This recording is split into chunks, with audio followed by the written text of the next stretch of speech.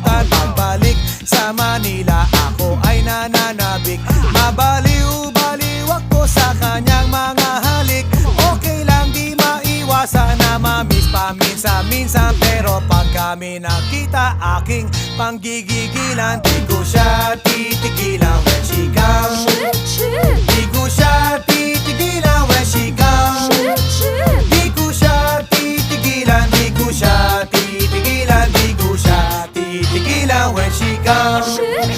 Kay ganda ng aming samahan at walang nanlalamig. Mas pa sa mag-asawa